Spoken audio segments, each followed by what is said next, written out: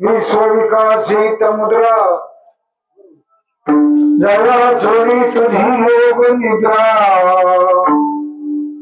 तया नमो गणेंद्रा श्री गुरु जय जय आचार्य समस्त सूर्यवर्य प्रज्ञा प्रभात सूर्या सुखोदय वचनायका कमळा प्रती माझी रंकाची विनंती कर जोडतो कथी कळी आपण असावी जवळी श्री संताची माथा चरणावर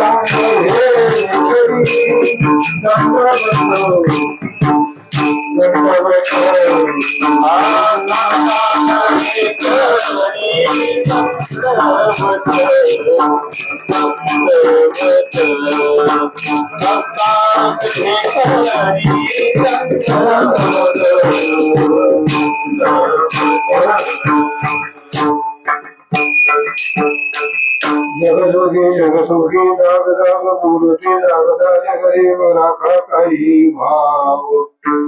प्रस्तुत दिंडीच्या माध्यमातून चाललेला हा पायी दिंडी सोहळा श्री क्षेत्र ज्ञानेश्वर माऊली संस्थान चौहाय नंबराचे श्री क्षेत्र पैठण अशा पद्धतीने गेली 18 वर्षामध्ये आपण प्रवेश करतो आणि त्या माध्यमातून आजचा आपला चौथा मुक्काम आहे. आणि उद्या आपण पैठण क्षेत्रामध्ये पोहोचतो. आज चतुर्थी आहे आणि उद्या पंचमी आहे. उद्या आपण पोहोचतो तेव्हा खूप खूप असा सुंदर असा आपला प्रवास झालेला आहे. अगदी खूप खूप चांगल्या पद्धतीचे चिंतन होत आहे. आपण हा अभंग पहिल्या दिवशी स्वीकारलेला आहे आणि त्याच्यावरती जग काय जोगी काय असे वेगळे वेगळे पैलू मांडत आपण आलेलो आहोत. आता आज जो आपल्या समोर जो विषय आहे तो जागता जगदेव राखा काही भाव. या पदाबद्दल आपण रात्री जागता जगदेव तुम्ही जर जागे झाले तर जगदेव कसा आहे याच्यावरती आपण रात्री चिंतन केलेलं आहे. आणि आता आपण बोलणार आहोत ते राखा काही भाव. विठाला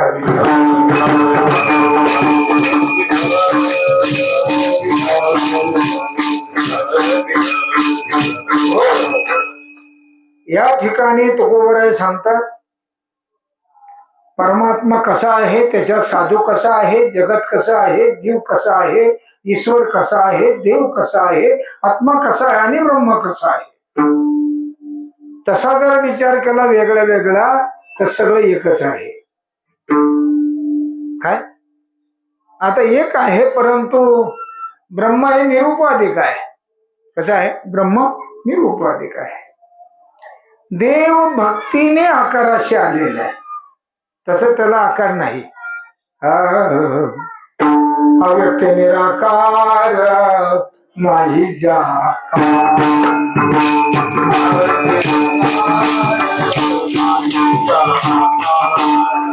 अव्यक्त निराकार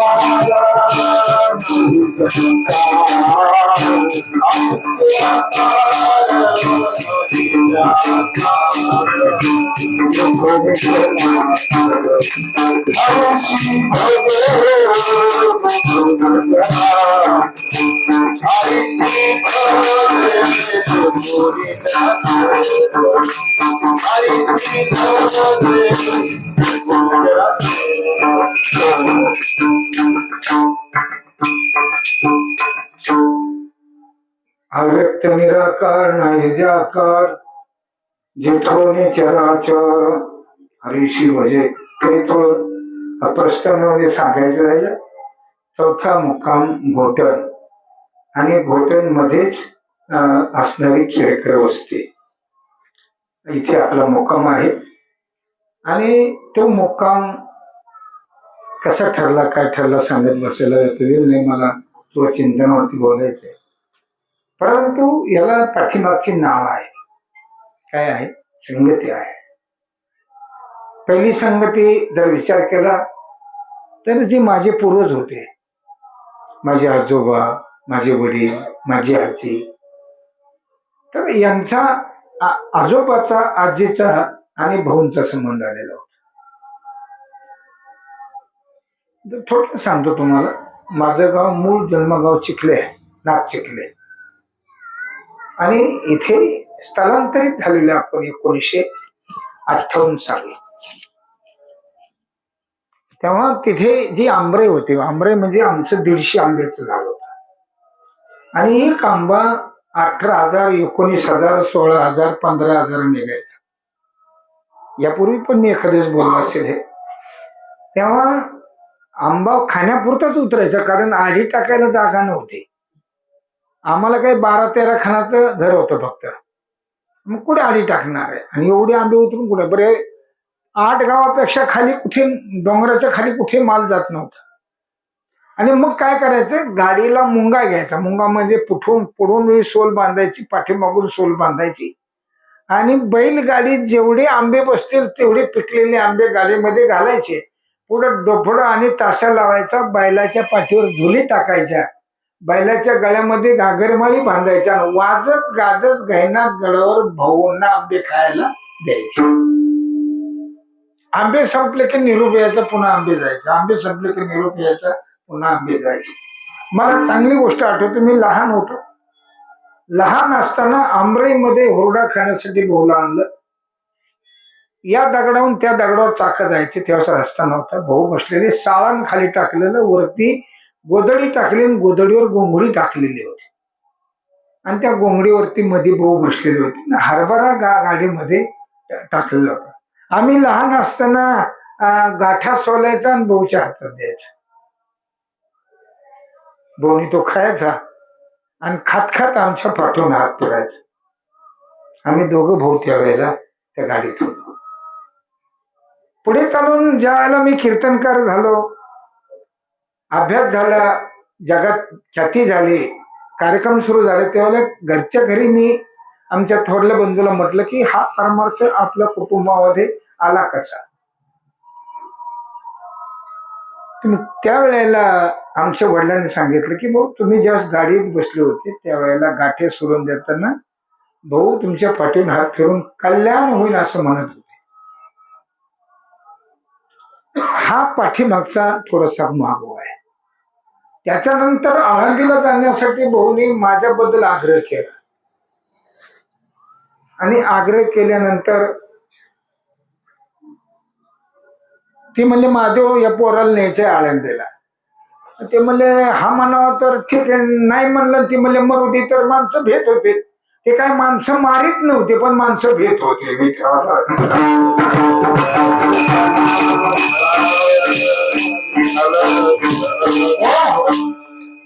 आणि मग जा म्हटले. मग त्यांचा घोडा होता, खूप असा बांडा घोडा, खूप मोठा उंच.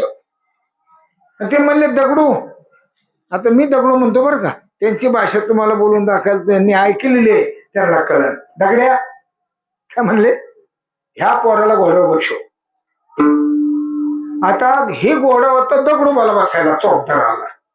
आता त्याच्यावर मला बसल्यावर याला बसता येणार ना, याच्या हातातला गम त्याला पाय चालवावं लागत होत. ही मला त्याच्यावर आदळायचं त्या घोड्यावर. आणि उतरीतच नसेल, मला लघवीला उतरीत नसेल कसला, आणि घोडा पुढे जायचा आणि दिंडी माग. आता तिथे गेल्यावर माझे पाय असे उरफाटे सुजायचे, मला कधी माहिती नाही. पण मी ती शिरसगाव माने डमडरी तळेगावचं पुढे दाजो हो, तुमच्या गावाच्या तिथे कोणतं शिरसगाव आहे तिथे पुढं, हा अलीकड पलीकड पुढं तळेगाव जवळ कुठलं गाव होतं, एक माने वस्ती होती, माने वस्ती. त्या गावामध्ये ते घोडा गेला, कारण त्याचं असं इकडे दक्षिणेकडे तोंड करून नाही, मारुतीचं मंदिर उंच टेकाड होतं, ते तळेगाव होतं का काय, विशीच्या तोंडामध्ये तळेगाव. तिथं घोडा गेला, खाली उतरलंच नाही. भाऊ पाठीमागून आल्यावर मी रडायला लागलो की मला नेऊन घाला आमच्या घरी. तर ते म्हणले काय झालं, तर मी म्हणलं ह्यो बाबा आहे ना, हो जाड्याला बाबा, ह्यो उतरत नाही खाली. ते म्हणले दगड्या तू नीट मरायचा नाहीस रे.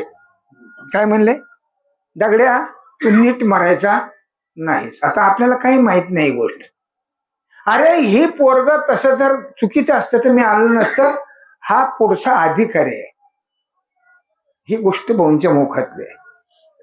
त्याच्यानंतर मी बराचसा मोठा झाल्यानंतर, आमचं स्थलांतर झाल्यानंतर मी गैनाथ गडावर पत्रे होते आणि त्याला मेढी दिलेले होते, मेढी अशा मऊ झालेल्या होत्या, अशा मेढी होत्या. आम्ही गेलो तिथे गेलो तर त्यावेळेला दगडूबाला अर्धांग वाय झालेला होता. ह्या अंगाची त्या अंगावर करायला 3 माणसं लागायची, होतच नसायचं.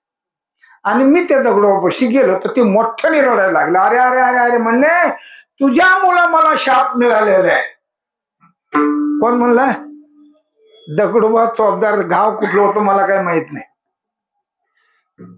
तुझ्यामुळे मला साप मिळाला, तुला मी घोड्यावरून खाली उतरलं नाही, त्याच्यामुळे भाऊ म्हणले दगड्यातून नीट मारायचा, तर माझी ही फजिती झाली. माझं चुकलं त्या वेळेला, पण आता भाऊच्या लक्षात आलं नाही, बोलून गेले. म्हणजे भाऊचा शब्द होता, ही सामान्य गोष्ट नाहीये, मी सामान्य लेकरू आणलेलं नाही, तो अधिकार आहे. ही परंपरा माझी पिढ्याने पिढ्याची अशा पद्धतीची पुढे चालून मग बाबांची संगती झाली, पुढे चालून मग हा सगळा व्यवहार मामांची संगती झाली, आणि मग परमार्थाची वहिवाट वाढत गेली. पण असा तो ओघ आहे. आणि ज्यावेळेला मी इथे आलो त्यावेळेला इथे आमच्या चिखली गावातल्या 5-6 मुली दिलेल्या आहेत. मुली म्हणणे म्हणजे ते आता स्त्रिया आहेत, म्हाताऱ्या झाल्या, आणि त्याच्यापैकी ही असणारी नारायण ढोंची असणारी भाऊंची आपली मुकदमाची मंडळी, त्या माध्यमातून मिस्त्रीच्या माध्यमातून आमचा परिचय झाला आणि इथे आमचा दिंडीचा मुक्काम ठरला. अतिशय आवडीने लढेबाप्रमाणे मेवण्याच्या नात्याने टिंगल करत करत माझ्या जीवनामध्ये माझ्या सख्या एकाही मेवण्यानी माझी कधी टिंगल शब्दाने सुद्धा केली नाही. म्हणजे मामाच्या पोराने केली नाही, बायकोच्या भावाने कधी केली. मेवणा हे नातं मला कधी कोणी लावलंच नाही, तर मी माझं भाग्य समजतो यांनी मला मेवण्याचं नातं लावलं. कारण मला दाजी म्हणून येणारा कोण माझ्या जवळ होता. मामा माझ्या गावातले आहेत, पण त्यांची ताकद नाही झाली त्यांची माझ्याबद्दल कधी काय करायची. माझ्या अंगावर कधी रंगाचा शितोळा कधी कोणी कोणत्याच माणसाने टाकला नाही. का तर पहिल्यापासून ही मी स्टेज सांभाळलेलं होतो, बाल्य अवस्थेपासून ही स्टेज कधी माझी टिंगल मस्करी कोणी कधी केली नाही. परंतु इथे ही पोपट दैत्यांना मी दाजीच म्हणतो आणि मुकदमालाही दाजीच म्हणतो, तेही तुम्ही ऐकलं ते. तर असा हा ही लढीबाळपणाचं नातं आहे. फक्त मी एकच इच्छा करतो की हे प्रभू, आमचं नातं कसे असू दे, परंतु आमचं नातं पारमार्थिक नातं जुळू आणि यांच्यामध्ये अध्यात्माची संगती प्राप्त हो. हे तसे वारकरी आहे, सगळ्या गोष्टी आहेत, पण अजून बराचसा पलीकडे परमार्थ आहे. परमार्थ अजून खूप आहे. वारी परमार्थातलं एक लक्षण आहे, एकादशी परमार्थातली एक विधी आहे, परंतु जे परमार्थातलं जे मुख्य अंग आहे ते एक वेगळंच आहे. लक्षामध्ये जसं गायला शिंग असावे लागतात, कलर चांगला असावा लागतो, ती लांबी रुंदी कशी असेल तशी असायला लागते, पण त्याच्यामध्ये महत्वाची एक कास असते, ती कास विशेष आहे दुधाच्या बाबतीमध्ये गायची. त्याप्रमाणे परमार्थामध्ये अध्यात्म विशेष अंग आहे त्या परमार्थातलं, आणि ते जर अंग प्राप्त झालं तर माझ्या येण्याचं फल प्राप्त झालं असं मी समजेन.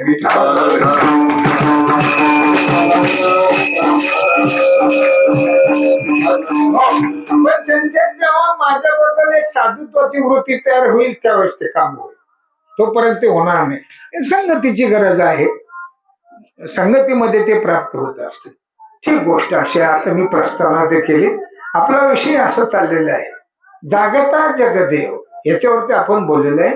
तुम्ही जर जागे झाले तर देव कसा आहे, त्याच्यामध्ये मी 3 पद टाकली होती. त्याच्यामध्ये ही तिन्ही म्हणजे जागृतीमध्ये एक सुसुप्ती आहे, जागृतीमध्ये एक स्वप्न आहे, स्वप्नात एक जागृती आहे आणि स्वप्नात एक सुसुप्ती आहे, सुसुप्तीत एक स्वप्न आहे आणि सुसुप्तीत एक जागृती अधिक सुसुप्ती आहे.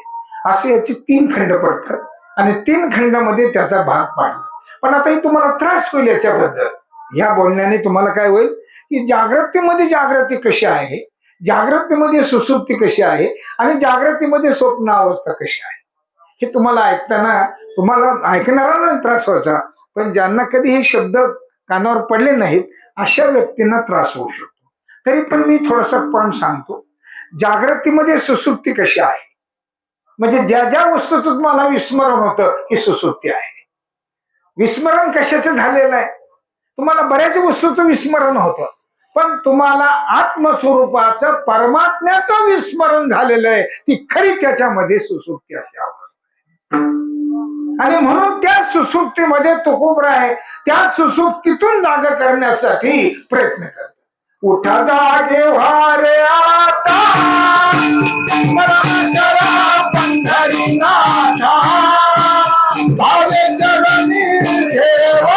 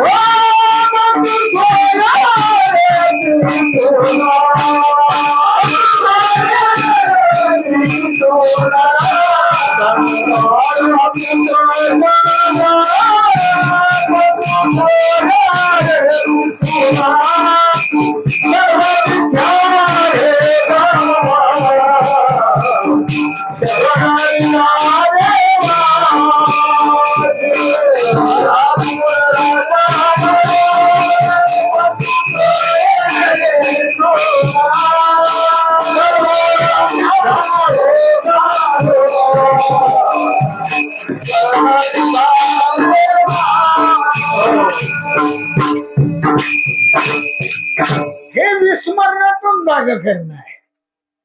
ही जागृतीतली जागृती आहे आणि जागृतीतलं स्वप्न, जागृतीतली सुसुप्ती.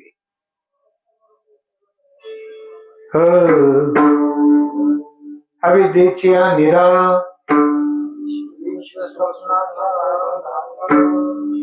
पहिल्या अवस्था, अविद्येची निधी सप्ताहाचं काय सुसुप्ती. विश्व स्वप्नाचा हा कशामध्ये भोगीत होता प्रबोधा अनादि, तिथे माऊली ज्ञानोबा जागा करतात. तो महावाक्याचे निनावे गुरु कृपेचे निथावे, माता तू ठेविनावे थापटिला जैसा. ह्या अवस्था त्याच्यामध्ये आहे. ती गोष्ट आहे, पण तुम्हाला हे चिंतन करण्यासाठी मी समीरला बोललो की शेपेट ज्या वेळेला ही सगळी ऐकणारी मंडळी असेल त्यावेळेला हे 9 भाग कसे तुम्ही सांगा. विठा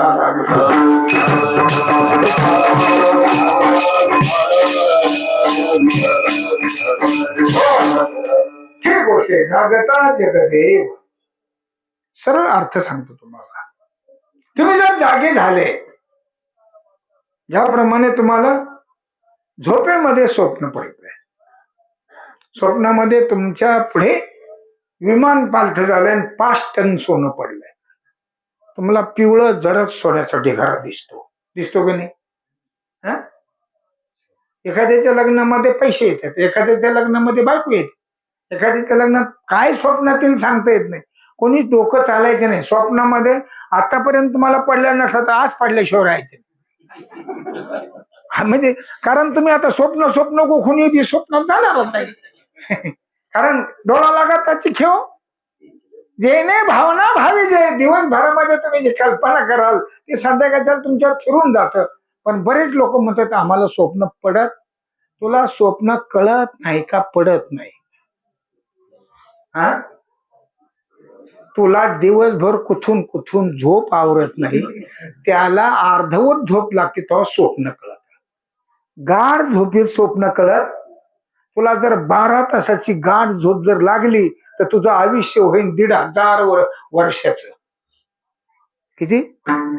1 सेकंद फक्त सुसुप्ती अवस्था असते, नाहीतर सगळी अवस्था स्वप्न अवस्थेत असते.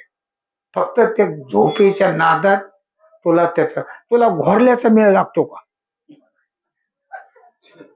तुला जर तुझ्या घोरल्याचा मेळ लागा ना तर तुला बाकीचा मेळ लागतो का स्वप्नाचा? मला एक जणांनी विचारलंय. काय विचारलं? तुम्ही काय वेळ सांगता म्हणलं? माझ्या स्वप्नात नदीचं पाणी डोंगरावर चढत होत. काय काय म्हणला तो? नदीतलं पाणी वर चढत होतं. मी असं आश्चर्य केलं, जागा झालं असलं कसं स्वप्न? बरं मी कधीच असं घोकलो नाही. मग स्वप्न पडलं कसं? तुम्ही लई शहाणे आहेत. तुम्ही सगळ्या माणसाला सारखीच ज्ञानेश्वरी सांगता ना, सांगा आमचं काय ते. आता कसं सांगू?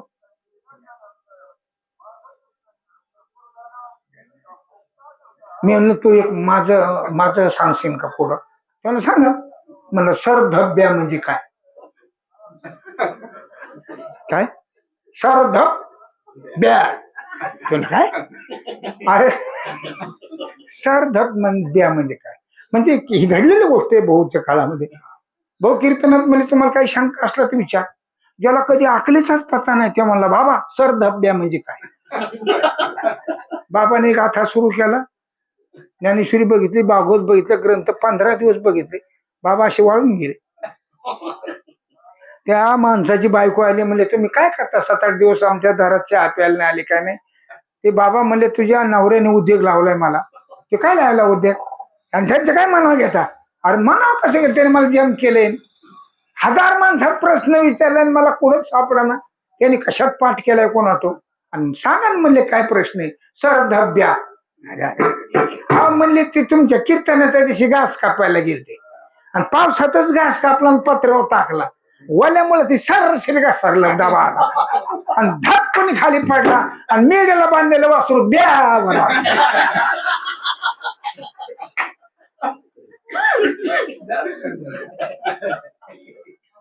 काय थांब म्हणले तू अजिबात काही बोबलू नको आता. अरे माझं पार डोकं गंध पडायची पडायची. मालकाने म्हणले त्याला काय कळत आहे? ते म्हणले तू अशी एकेरी काय बोलते? अहो म्हणले एकेरी बोलायची सुद्धा त्याला ऐकली नाही. काल परदेशी मी आहोत झोपून दिलं आणि झोपून देऊन जा म्हणलं पाळी घाला. ती दुसऱ्याची 2.5 एकर पाळी घातली. मी निघून गेले तर दुसऱ्याच्याच वावरात आयु टाकी नाही. मी त्यांना म्हणलं असं का करता? ते म्हणलं हे आपलं नाही का? इतकं बुद्धिवान येते तुम्ही काय ते मला. अरे ते तिकडं काही होऊ दे पण माझं पार वाटोळं केलं ना त्यांनी. थांब म्हणले याचं मी नीटच करतो. मग कीर्तन सुरू केलं. 1000-2000 माणसं जमा झाली ना अर्ध्या कीर्तनात म्हणले हो म्हणले गणपतरावाचं जी शंका आहे ती सापडली म्हणले ग्रंथामध्ये. मग उगाच का आपलं? अरे 15 दिवस सापडलं नाही. मला हा आपण बाबा जम केला का नाही आता खालून म्हणा कीर्तन कर म्हणलं. थांब थोडा वेळ. हो नारायणराव तुम्ही घास कापायला गेले ते पाहतो म्हणलं हा. पत्र्यावर टाकलं म्हणलं हा. घर श्री घासायला म्हणलं हा. मग ते शिव तुम्हाला प्रश्न आहे का? धपकून पडला म्हणलं हा. आणि वासरू ओरडलं हा काम. ते म्हणले कुठं सापडलं तुम्हाला? हे तर म्हणले ह्या शामरावचा गणपतरावचा एक केस सापडला मला, त्याने इस्त्री त्यांनी, आणि ते केस कानाला लावले. ते केस म्हणला बाबा घाबरू नका, आमची जी मालक आहेत त्यांनी घास कापून आणून ठेवलं पत्र्यावर. आणि ते सरसरी सारलं, धपकोनी पडलं आणि खालचं वासरू वरडलं. ह्या केसात एवढी ताकद आहे म्हणजे. मगच उगच का म्हणला, मी काय बावळा आहे काय, आमचे केस काम करते. तर तुम्ही कीर्तनाला आलेले 1000-2000 माणसं, तुम्हाला काही सल्ला जरी विचारायची असली तर ह्या असणाऱ्या गणपतरावचे केस तुमच्याकडे संग्रही राहू द्या.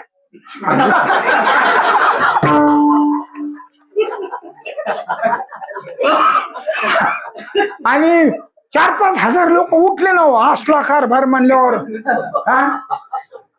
मला तरी वाटते तुम्ही 20 वर्षात आज ऐकलं असं घे.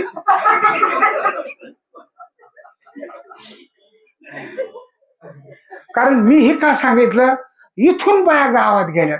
आता गावातला कीर्तनकार माझ्यापेक्षा जास्त सांगणार आहे का, पण बायांना तरी डोकं आहे, माणसाला तरी डोकं आहे का. आता दिंडे आहेत घरोघरी, इथून गावात गेल्या का, गावात एक शब्द आहे, गावात फक्त माणसाची तोंड बघायला जायची एकमेकाच्या.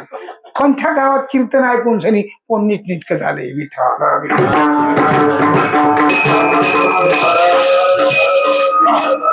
बायाने त्या बायाकडे बघायचं, त्या बायाने त्या बायाकडे, ह्या पुरुषाने त्याच्याकडे बघायचं, त्यांनी त्याच्याकडे बघायचं. काही नाही, सांगणाऱ्याला आकलीचा पत्ता राहिलं नाही आणि ऐकणाऱ्याला काय राहिलं मला काही माहित नाही.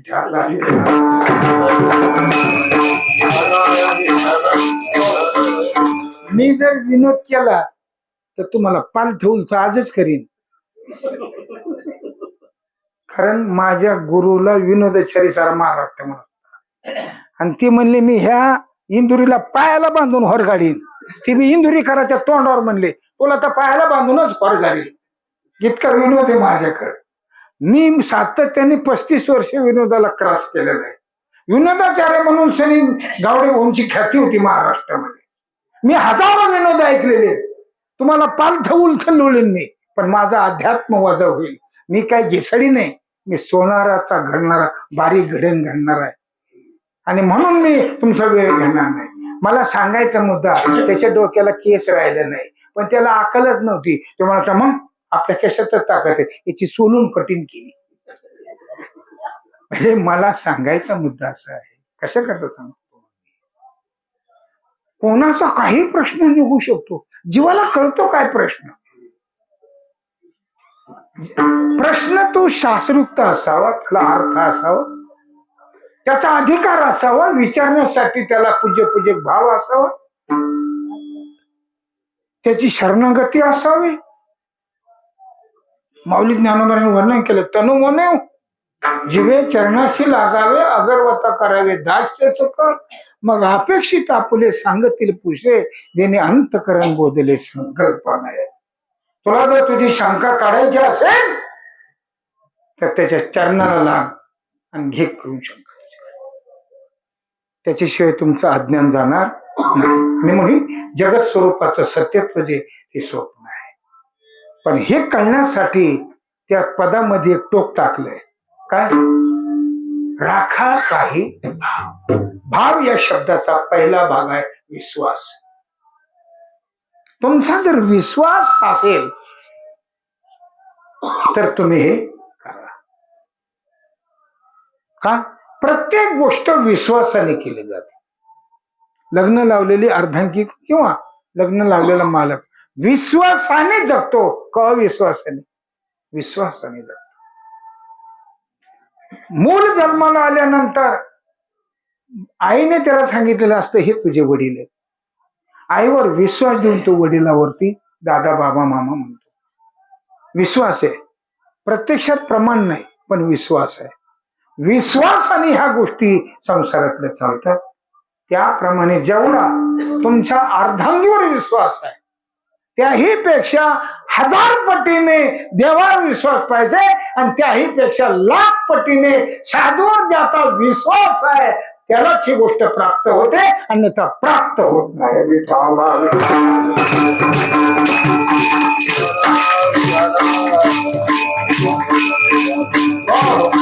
महाराज म्हणतात अरे देव जगात देवच आहे पण आमच्यावर विश्वास ठेवावा लागेल.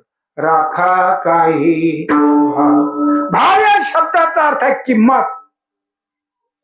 वस्तू जशी आहे त्या पद्धतीने त्याला लक्षात येऊन त्याची किंमत करावी लागते. त्याची जर किंमत केली तर तो वेडा झाल्याशिवाय राहा.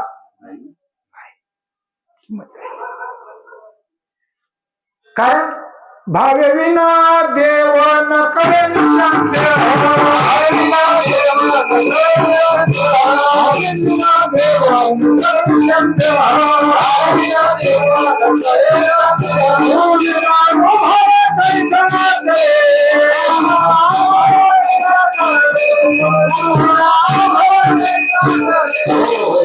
एवढंच लागत नाही, पुढे दुसरं लक्ष नाही. तपे विना दैवत दिलेल्या विना प्राप्त बुजे विना हे तर कोण सांगे.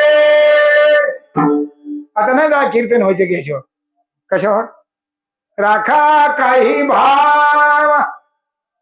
किती पद लागतं बोलायला कीर्तन करायला. अरे जर चतुर कीर्तनकार होय याच्यावर 50 कीर्तन करेन. विठाला विठा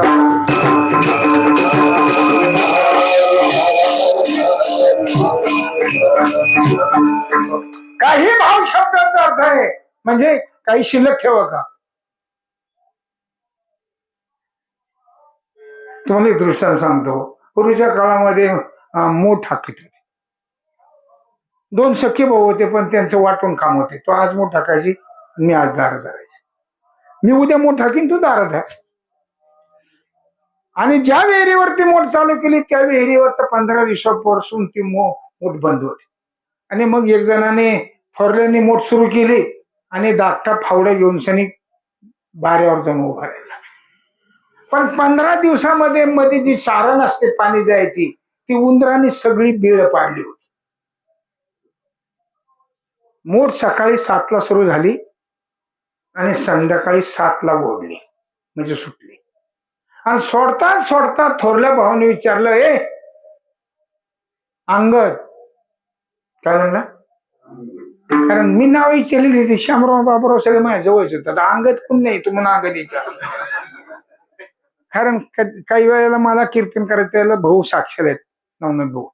माझे शकापूर वगैरे इकडे कीर्तन झाले त्याला नारायण महाराज फुंदे कीर्तनाला असायचे. खूप त्यागी पुरुष, भयान गरम. आणि भाऊंचे पट्ट शिष्य. त्या ट्रस्टीवरचे सुद्धा ते काय होते, सभासद होते. आणि गोरक्ष महाराजाला पुंडलिक महाराजाला ते आमच्या देखत तोंडावर शिवाय देत होते. असा अधिकार होता त्यांचा. आणि ते माझ्या कीर्तनाला पुढे बसायचे. आणि होय रे नारायण म्हणले ते म्हणजे आहो. आता मी लाज देऊन व्हायचो पण माझ्या तोंडात ते बसले होते. तसं माझ्या तोंडात एक शामराव पण आहे आणि शामराव माया पुढेच बसले. आता शामराव म्हणत होते मग ते मायाच बोलतात ना. मला ते अवधान व्हायचं, विस्मरण व्हायचं नाही. होय नारायण म्हणायचं. किती मजा आहे, बोला काय ते. आणि होते तुम्हाला नाही म्हणत नारायण. त्यांचं तुम्हाला सांगतो, त्यांचा माझ्यावर एवढा मोठा भाव होता हे तुम्ही माझ्या परस्परांना विचार. एक वेळेला ते पंढरपूरला चालू होते, आष्टी स्टँडवर होते. मी कुठून तरी कीर्तनवरून आलो. त्यांच्या ते कांद्यावरती पताक पडशी मुद्रा वगैरे लावलेल्या. त्यावेळेस मी मुद्रा नव्हतं लावत, मी फक्त गण लावायचो. आणि गाडीत चढायच्या अगोदर मी आलो. म्हणलं हो थांबा थांबा बाबा मला दर्शन घेऊ द्या. काय दर्शन घेतो म्हणले. काय म्हणले ती गाडीतून तसं बोलत, काय दर्शन घेतो म्हणलं. तसं नाही हो, तुम्ही पंढरपूरला चाले या खाली. आलं खाली. माझं गाल धरलं असं. काय दर्शन, 60 वर्ष झालं वारी करतोय, काय बोल नाही का काय तुझं. मग ताकद होत नाही वर बघायची. डोळ्यातून टपटप पाणी टाकलं. स्टँडवर असते स्टँडवर नारायण महाराज डोळ्यातून टपा टपा पाणी टाकलं. अरे काय कमी लिहितोय. अरे अशा सत्पुरुषांनी माझ्या पाठीवर थाप टाकून माझं कौतुक केलेलं. मी बसतो काय लोंग्या सुग्याच्या कौतुक करता येडा होत. गेले दिगंबर विभूती होऊन राहिल्या त्या कीर्ती जगा माझी. आता आजच्याला कळतो का मी कोण येते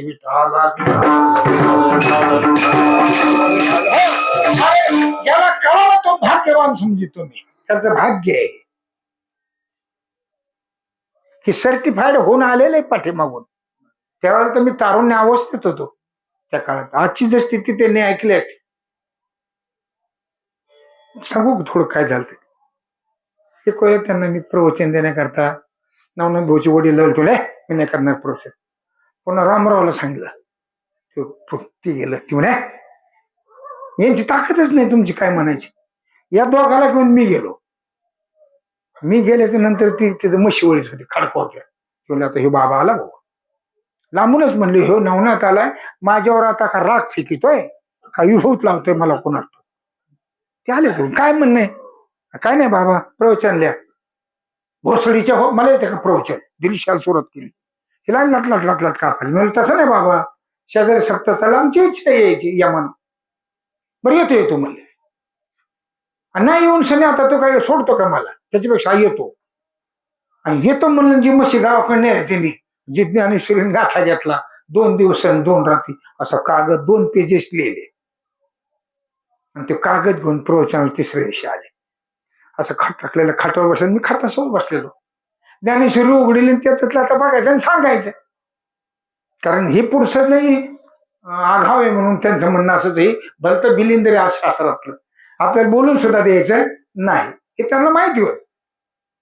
आणि त्यांनी तो कागद ज्ञानेश्वर म्हणला पुंडलिका करायला डोळे झाकेत माणूस पुंडलिका करतात. कागद घेतला ना काढून मी.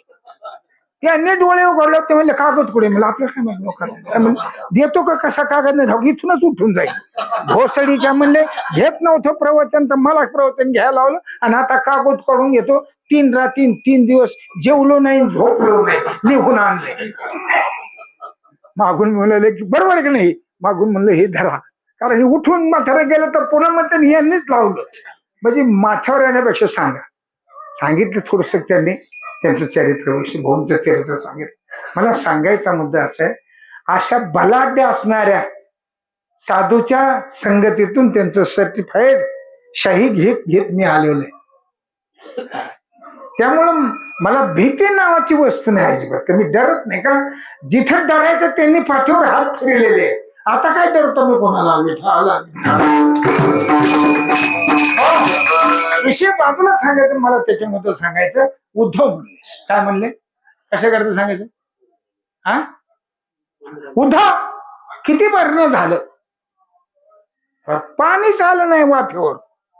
म्हणजे अरे दिवसभर मोठ हाकली ना पाणी कुंकड गेलं. तुला मला काय माहित, मी तर दारावर उभा आहे कुठे. अरे मधी सारण पाहिले का मी सरकत पाहिजे. मला दारा सांगितलंय का सारण बघायला सांगितलं. तो काम आहे तुम्हाला. मी मोठ हाकायची का पाणी बघायचं. त्याला मी दारा मोडायचं का सारण बघायची. आता वाद सुरू झाला का बरं न झालं. गावातले माणसं आल्यावर म्हणले काय झालं काय झालं. म्हणले मी दिवसभर मोख हाकले वाफाच भिजला नाही. पाणी गेलं कोणाच का म्हणजे दारलाच काम आहे. जर बघत तर 3ऱ्याचाच वावर भिजलं आणि त्याला नेमकंच नांगराच्या ठेवला सारे माझ्या वावरात पाणी सोडलं. म्हणजे दिवसभर मोठ हाकली आणि पाणी कुठे गेलं. बेळ बुजले पाहिजे का वाफे भरायला पाहिजे. तसे तुमच्या सारणीला किती बेळ पडलेत याचा तपास आहे का. हे बेळ कोणी बुजायचे. मी बुजायचे का तुमच्या बापाने बुजायचे का माझ्या बापाने बुजायचे. कितीच्या सारणीला बेळ पडल्यात आणि पाणी कुणीकडे गेलंय. वाफ्यावर काय उभारा थोर. आणि म्हणे का मुखीनाम हाती मोक्ष काय बापाने केलता का धंदा असं बरे. सारण कोणी तपासायचं चोपायचं. मग सुभाला जाते मुंजबाला जाते ह्याच देवाला जाते. हे सगळे छिद्र आहे उदराची. आणि याच्यात मूर्ती भक्ती कशाचा मोक्ष. भक्ती जिरली कुठं. कोणत्या वेळात गेली तुला मिळेल का.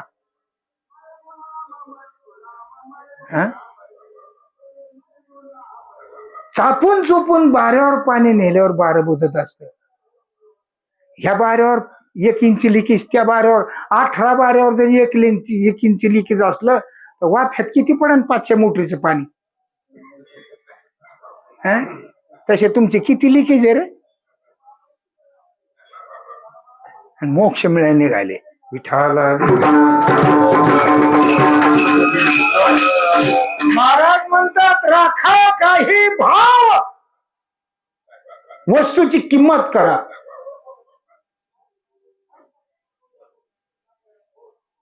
माल भरपूर आहे.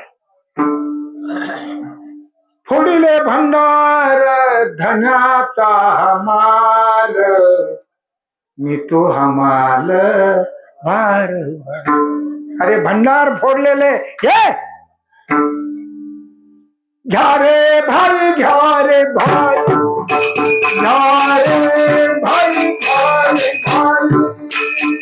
घ्या रे भाई, घ्या रे भाई, काही थोडे बहू, काही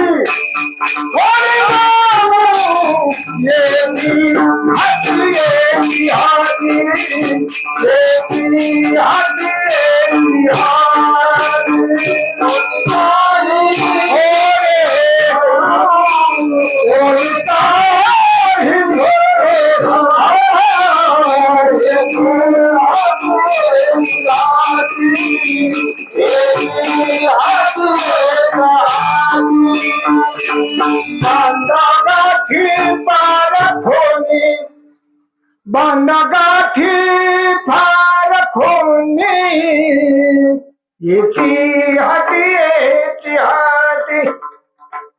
अरे माल तपासून घ्या. आणि माल बाजारात पोतराच फिरतो, पोतराच बाजारात फिरतो. एवढं गठोड आहे. पण 4 मिरच्या 2 वांगे, 1 टमाट 3 बटाटे, 2 भेंड्या 2 गावरे शेंगा. कालवण कोणाचंच होत नाही. तसं आपलं नुसतं गठोड आहे का कालवण होत आहे. मी त्याला काय करणार. माझं बोलणं काय, मी का तुमचं माप घेऊन बोलवतो का. रेडीमेड टेलर आहे ना, तो आपलं काम नसलं की कपडे शिवत राहतो, टांगून ठेवतो. गिरायक आला घालून मला फिट बसलं जा घेऊन ते पैसे. आम्ही तुमचं माप घेऊन शिवलेलं, तुम्हाला फिट बसलं तर तुम्ही न्या, तसं तुम्हाला फिट बसलं तर तुम्ही घेऊन जा. मी तुमचं माप घेतलेलं नाही. आमचा धंदा आहे हनुमानाने शिवायचा.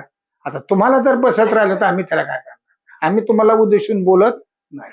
मला एक सांगायचंय, वस्तूची किंमत कळाली का. कोणती वस्तू असो,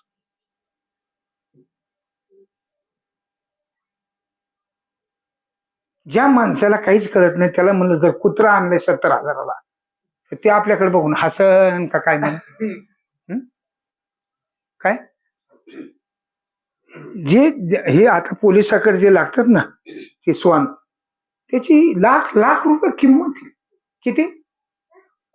1 लाख रुपये कुत्र्याची किंमत आहे. नाही त्याच्या सगळ्या गोष्टी उद्या त्याला सांगत बाबाने 1 लाख रुपये कुत्रे सांगितले म्हणजे आमचं पार कुत्र्यात माप काढते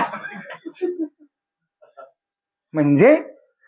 आणि तुम्ही जर म्हणले आम्हाला द्या पिलू काय त्या पिलू नाही, आम्ही ते टाकतो मोबाईलला कुत्र्याची पिल्लू विकणं आहे. विकणं नाही म्हणतो, कुत्र्याचं पिलू देणं आहे. काय म्हणतो आम्ही. हे जातं तिथं द्या द्या 7,000. किती. 7,000. हो 7,000. ज्याला त्याची जात कळती तो 7.5 देईल, आणि ज्याला कळतच नाही ना ते माघारी लोकांना म्हणून 7,000 कोण कुत्रा असतं का. 7,000 कोण कुत्रा असतं का. अरे काय तुमचं गाव आहे का काय, कुत्र्याची पिल्ला का 7,000 सांगत. म्हणजे हे आबरू घालायला निघाले का काय. म्हणून कुठल्या माणसामध्ये कुठली किंमत सांगत बसू नाही. देवाची किंमत सांगायची आपल्याला. कोणत्या किमतीने देव येतो. काही न लगे थे भावाची कारण तुका म्हणे काही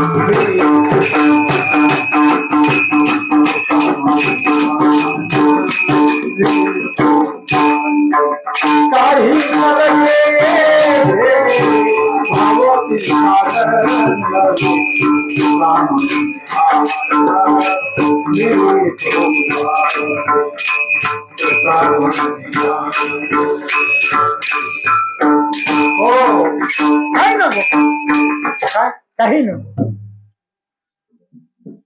काही न लगे इथे भावाची कारण आता ज्या वस्तूचा तुम्हाला भाव करायचा आहे ती वस्तू तुम्हाला अगोदर त्या वस्तूचं ज्ञान व्हावं लागेल का भाव करताना.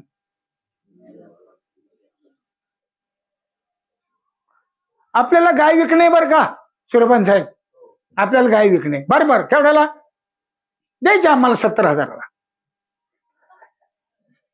मग तुम्ही बोला ना बोला तुम्ही केवढे घालता. अहो आम्हाला गाय तर बघू देताल का नाही.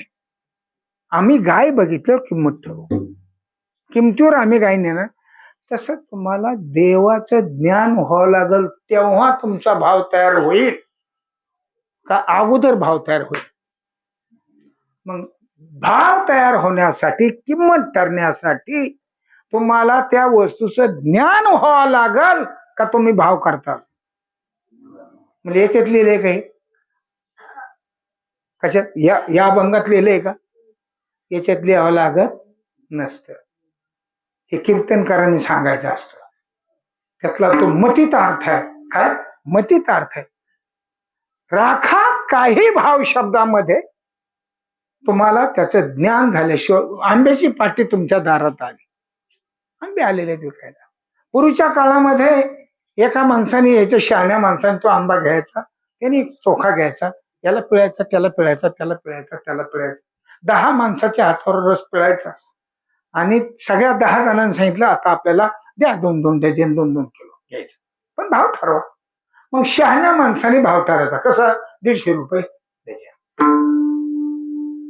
किंमत ठरली पण अगोदर नमुना घेतला का काय केलं. तसं तुम्हाला किंमत ठरायला भाव ठरायला तुम्हाला देवाचा काही अनुभव आहे का. काय म्हणतो मी सरळ सांगतोय ना कीर्तन. काय तुमच्या जवळ त्याला किंमत करण्याची.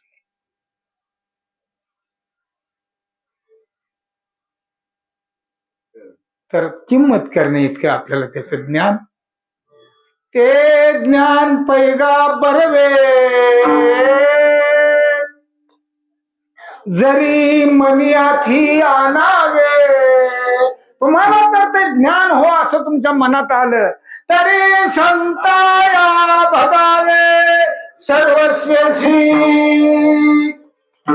सर्वांगाने तुम्हाला शरण द्यावं लागेल त्याच वेळेला ते ज्ञान तुम्हाला होईल. ज्ञान झालं की त्याची किंमत काढल्याशिवाय राहणार. आता भावच देव आहे का देव आणि भाव दोन वस्तू आहेत. जया जैसा भावा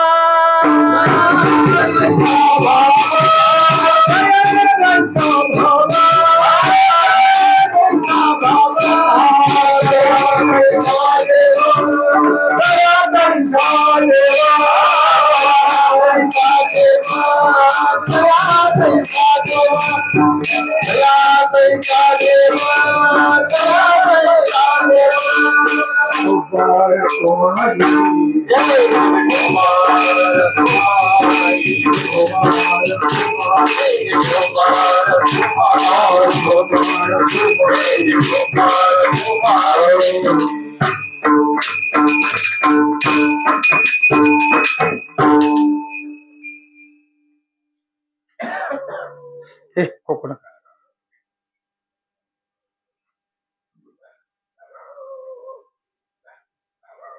म्हणजे कीर्तन सगळे बंद झाले आणि आपणच कुठं वाढीलाय. शांततेने काय सगळे कीर्तन बंद आणि मग आपणच कवर गोंधळ घालायचे. नाही त्यांचं झोपायचं चालेल. तुम्ही आता मी घटलेच आला समजा अच्छा आपल्या उरकायचे काय सांगत होतं तुम्हाला गेलं का मग हा एका किराणा दुकानामध्ये दोन माणसं संगच गेले गिऱ्हाईक एकाने सांगितलं आपल्या पोरीचं लग्न आहे आपल्याला 3 क्विंटल साखर पाहिजे लगेच हा मला 3 क्विंटल आणून टाकली आणि दुसरा म्हणला आपल्याला 3 किलो पाहिजे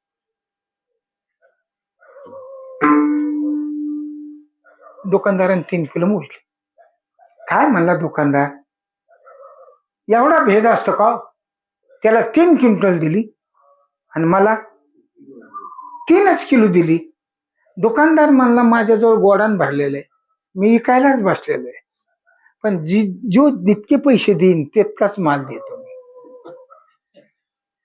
तुम्ही 3 किलोचे पैसे दिलेत का 3 क्विंटलचे अहो पैसे किती का देणं होणे पण माल तर सारखा द्यावा ना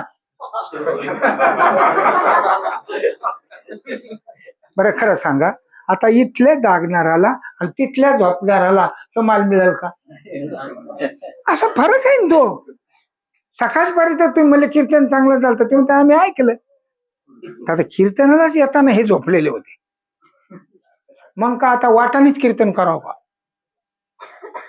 म्हणजे आजच झोपलेत काही माणसं आता इथं जरा सोनं सोनं दिसत आहे ना बरं इथले माणसं कुठं कुठं जाते कोणत्या कोणत्या कीर्तनाला 100-150 दिंडी आहे किती आणि प्रत्येकाच्या दारात आहे ह्यो महाराज त्या महाराजा संग बोला ना आणि तो पंक्तीवाला ह्या पंक्तीवाल्या संग बोला ना हे सगळे पैठणला पालथे पाडायला चाललेत कशाला पैठणला एकाच नाथाकड पण हे दिंडीवाला त्या दिंडीवाल्याला बोला ना आणि ह्यो पंक्तीवाला त्या पंक्तीवाल्या संग बोला ज्याच्याकडे पंगतच नाही ते फक्त जेवायला जातो नाही तर कोणी कोणाकडे जेवायला जाय ना काय ना एखाद्याला नसली तर त्याला झोपच आहे ना आपल्या दारात दिंडी नाही त्या दिंडीचा तिकडे कसा का जाळ व्हाय ना पण आपल्या दारात पाहिजे त्याच्या दारात दिंडी आहे आणि आपल्या दारात नाही म्हणून दिंड्या घ्यायच्यात का देवदेव करायला घ्यायच्यात खाली काय करता माझ्याकडे बघा ना मला याच्यातला काहीच अंदाज लागा ना काय का मी बावळा आहे याच्या कीर्तन करायचं पुढं कोणीच नाही सगळे झोपले कुठं जावा कुठं सगळे लग्न सगळेच लग्न आहेत कुणाचं लग्न त्याच्यापेक्षा आपलं घरी भाकर खाऊन झोपलेलं बरं कुठं जाव या कीर्तन आहे का बरं ह्या दिंडीतले माणसं आपल्या दिंडीतले माणसं झोपल्यावर आपल्या घरातल्या दुसऱ्याच कीर्तन जाऊन बरं जमन का कोणाच्या दिंडीत कोणत्या पंक्तीवाल्यानी कोणाच्या दिंडीत कीर्तनाला जायचं नाही असं ठरलेलं आहे पक्क म्हणजे काही असं काही बॉन्डावर लिहून घ्यावं लागत नाही मनाने ठरले हा आपला देवदेव आहे काय हा आपला देवदेव आहे मी त्याला काय करू ह्या बालखानी मला तुमच्याकडे दिसणार आहे हा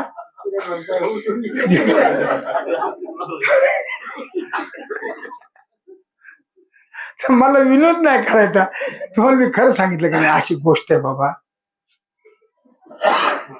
काही माणसं म्हणले तुम्ही कीर्तन करीत असले तरच आम्ही येतो शेवगोण म्हणजे एकाची एक तार आहे तो दिशपिंड का पडेना पण तू सांग म्हणजे असे काही माणसं खोडीचे आहेत आता सगळ्या खोडी तुम्हाला सांगतो म्हणजे तुम्ही ऐकता मला सांगायचं एक मत आहे बाबा तुमच्याकडे किती आहे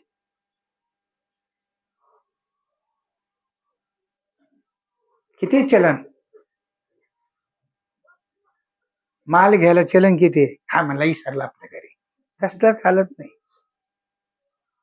कंबर किती गरम आहे त्याप्रमाणे तुझ्याकडे किती भाव आहे तुझा जर भाव व्यापक झाला तर व्यापक परमात्मा तुझ्या हृदयामध्ये प्रगट होईल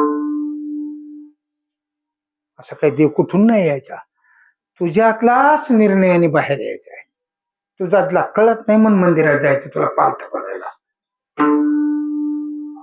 काय तुला जर तुझ्यातला कळाला तर सगळ्या जगातला कळेल दुपारी आम्ही वाळूवर नाश्ता झाल्यावर प्रवचन झालं बोलत होतो 2 महाराज.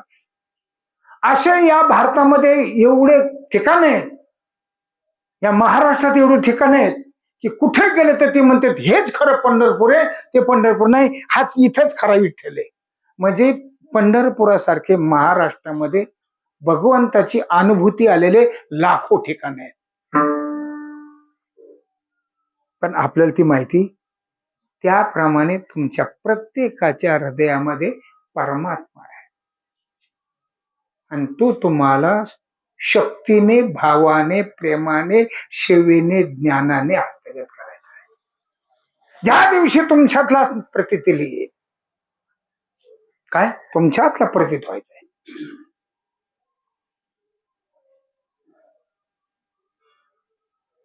आरशातून आपलं तोंड पाहायचंय, त्याप्रमाणे बुद्धिरूपी आरशातून आपलं प्रतीती आपल्याला पाहायची.